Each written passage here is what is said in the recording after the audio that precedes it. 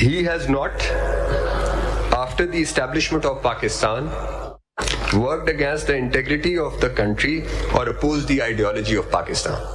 Yes. Now, if we read 62(1)(g on its own with the judgment of Samiullah case, the ban is lifetime ban. But if we read them together. Now read 63(1)(g). It's the same language, ideology of Pakistan. For propagating, and here it prescribes a ban for 5 years. Or the sovereignty, integrity, or security of Pakistan. No, it's the same 62(1)(g) and 63(1)(g) are more or less similarly worded. That's right. It is working against integrity or opposed to the ideology of Pakistan. That's right, sir. Now, if we apply Samiullah Baloch to 62(1)(g), it is lifetime ban. And if we apply 63(1)(g), it is 5-year ban. Unless you say 62(1)(g), Samiullah Baloch is not attracted to 62(1)(g). That could be one argument. So it's interesting what my lord has observed, because if a person is dishonest और उसके खिलाफ मुकदमा दर्ज हो जाए और उसको सजा हो जाए तो फिर 2 साल काटने के बाद 5 साल बाद वापस आ जाएगा. मुकदमा ना हो और पता नहीं क्या हो और एक declaration आ जाए तो then he's gone. If he has been convicted and goes to jail, so his sins are expiated, right, and he's okay. Yeah. Now, if he is, for instance, acquitted or is not even prosecuted, then he is lifetime banned. So I find it difficult that a court of law which has convicted a person, meaning your guilt was established 100%, you are banned for only 5 years, and if your guilt has not been established, because every criminal case has 2 components, conviction and sentence. That's right. You can be convicted and you can be sent on parole, or you can be convicted till the rising of the court, or whatever it is, or maybe not. Say for good conduct, we don't convict you this time, we don't sentence you this time, we just convict you. That's right. So that will be a lifetime ban, and the person will say, can you please send me to jail so I can contest elections again after 5 years? Yeah, I would rather the rising of the court so I can just go back after 5 years. So see, certain things are very clear. You are a citizen of Pakistan. I mean, I find okay that it's pretty clear. There may be some gray areas where you may be holding 2-3 nationalities or whatever the case is, or you may have given up or whatever. But generally, age is a determinative factor. It's clear. And then we come to D, E, F, and G, which are vague. And they're overlapping as well, because it says is of good character. Now, can any human being possibly say this on oath if he's truthful?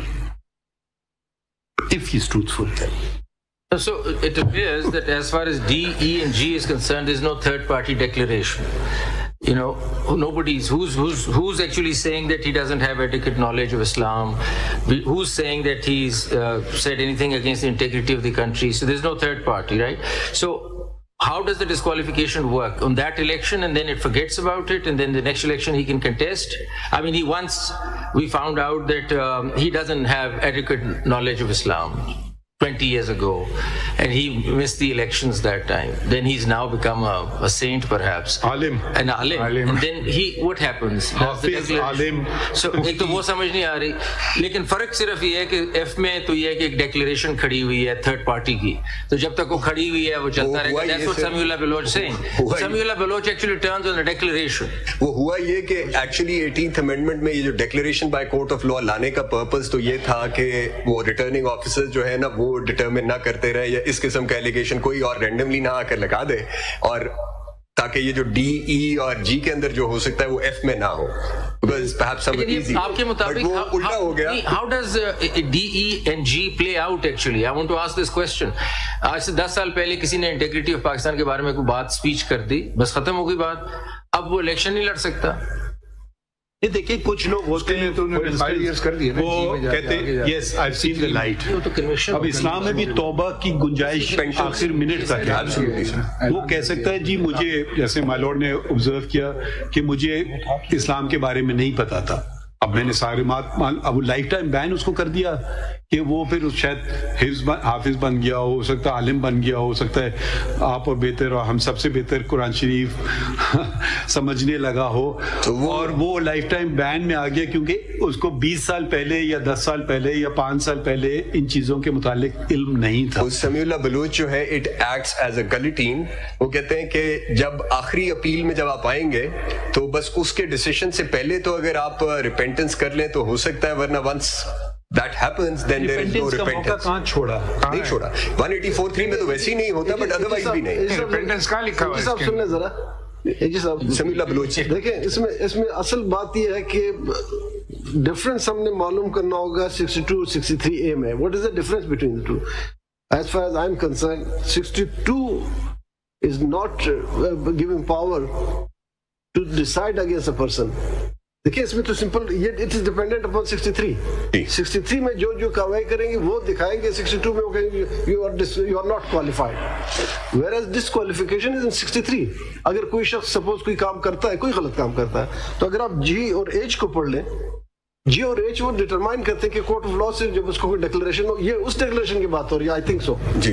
इस पर बात करें कि ये 62(1)(f कहाँ पे power देते हैं कि आप इतने टाइम के लिए डिस्क्वालीफाई हो, इतने टाइम के लिए। वो तो सिर्फ ये बताते हैं कोई शख्स पेपर सबमिट हो रहे हैं उससे पहले बता दिए कि ये फ्ला कोर्ट से इसको सजा हुई, लिहाजा पेपर खारिज, that's all, matter ends. The authority dealing with this matter have no power to decide the disqualification period of that person. वो डिस्क्वालिफिकेशन के पीरियड तो 63 ने बता दिया, ये सजा जुर्म करोगे तो इतनी सजा होगी, और उस जुर्म की सजा पूरी होने के 2 साल बाद जब आप निकलेंगे तो फिर आप क्वालिफाई होंगे। तो ये आप जो पहला सवाल जो आपसे किया कि डिफरेंस, आप डिफरेंस जब बताएंगे तो खुद ब खुद पता चलेगा what is 62 and what is 63। So if 62(1)(f) is juxtaposed with 63(1)(h), moral turpitude है, बिकॉज वो उसके साथ डिसऑनेस्टी एटसेट्रा वो उसके साथ है, moral turpitude being very broad, और वो एग्जामिन हुआ समीउल्लाह बलीग, उसको अगर आप सामने रखें तो the consequence then, if they are to be reconciled, then the consequence is only one, which is that the timeline which is provided for the declaration in 63(1)(h) must necessarily apply to the time to the declaration 62(1)(f). H में अगर conviction हो गई because it attracted an offence and so it led to conviction, then he can come back. But if it was lesser than even a case where it could constitute an offence and so he could not be taken in a criminal case, a simple declaration was given on the civil side, that goes on unlimited. अब यही समझ नहीं आती, because otherwise then we also have to stay away from the concept of reading into the constitution. But now that you have started reading in, so I was just that is also a question. So you must stop from reading furthermore. Reading in, just another aspect if you can attend to. Can you read D, my lord, again? He is of good character and is not commonly known as one who violates Islamic injunctions. Now please read F. He is sagacious, righteous, non-profligate, honest and ameen, there being no declaration to the contrary by a court of law. Now, what does this mean? There being no declaration to the contrary by a court of law. In clause D and in clause E and in clause G, these words are not mentioned. That's right. So either you say clause D, E and G are redundant, they're meaningless clauses, because the words there being no declaration, either the same wording should have been followed, and I can't, at least I cannot understand the difference between good character and sagacious. I mean, good character is something different from sagacious. Is good character different from being righteous? Non-profligate. What does that even mean? What does non-profligate mean? What does it mean? Who doesn't spend wastefully? Israf. Yeah. So good character. Yeah. So if you are doing wuzu and wasting water, you become a profligate. Because there's a hadith of the Prophet. That's right. Do not waste water, and even if you're standing next to a flowing river. Yeah. So then he's a profligate. So, and then we go honest. Good character, every good character person is an honest person, I would imagine. And Ameen. I mean, these are words which a Muslim would never even dare utter in deference to the Holy Prophet, that only he is and none of us are. I mean, that is humility and abject humility. You will never say that. Otherwise, why would you seek forgiveness for whenever someone dies? Please forgive his sins. Do we ever say he's entitled to Jannat and Allah Ta'ala grant him Jannat? He never committed a sin. We don't even pray that for ourselves. No honest person will say any of these things, that he is sagacious, righteous, non-profligate. Even the greatest saints in Islam were scared when they were dying, that they were scared of death because they were apprehensive of what may they be meeting in the hereafter. So I don't know, is this generally a wish list kind of situation as opposed to because otherwise everybody can, if I was filing a nomination paper and if someone says he's not of good character, I would not even challenge it. I said, I'm sure I've done something wrong in my life. Maybe I've done it wrong yesterday, so I don't know. So if you're honest and you say, right, his person is right, I am not sagacious, righteous, non-profligate, honest. I do not switch off the lights when I go out of a room. I waste electricity. I waste human resources which the Almighty provides.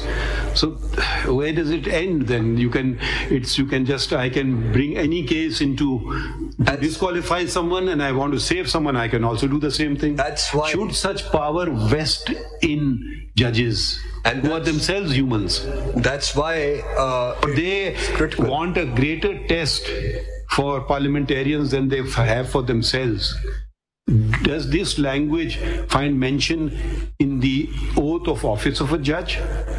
That I'm not profligate? Does it mention in the recommendations of a judge? All it says you have to be 45 years of age, practicing law for 10 years. It could be so we have a lower standard than parliamentarians. Why is this language then not reflected there as well?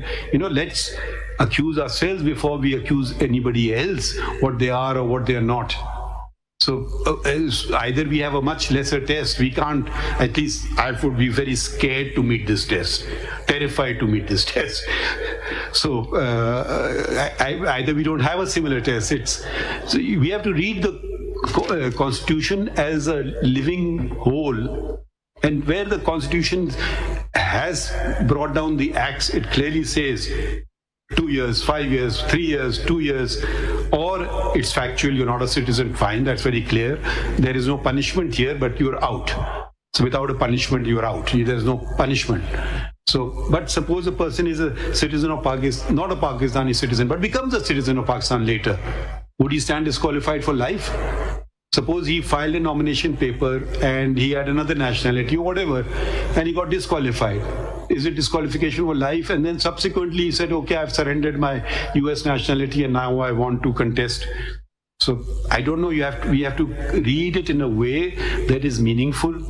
And we must bear in mind the conditionalities that were imposed to exclude people from this, the degree situation.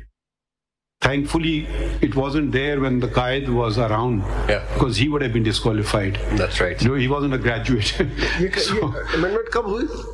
Amendment 2002 की 8 की 2002 में. किसने की amendment? This was presidential order. क्या वो president खुद इन पे उतर सकता था, इन तमाम requirement पूरी कर सकता? But ये military general ज़ियाउल हक नहीं होते, बाद में degrees करते हैं. शुरू में नहीं होता. Non-elected members अगर amendment करेंगे तो यही होगा. Mr. Attorney General, the question is that while we're looking at D, E and G, which to my mind appears to be a guideline for the voters, the actual gatekeepers, and they might keep this in mind when they're voting because nobody can execute them and put anybody behind anything. So D, E and G to guideline ho sakti hai voters ke liye, and that's never been agitated. The $1 million question is, how do we look at the line, no declaration to the contrary by a court of law? What do we do with this? This is in the Constitution. If I may, I think my lords have raised the questions. Can we read the law on declarations? What is the law on declarations? Section 42 of the Section 42 of the Special Relief Act. I would imagine, is that the only declaration that has been indicated here? There's no other declaration. और तो कोई है ही नहीं. कोई और law होता है declarations का? Specific Relief Act. Only Special Relief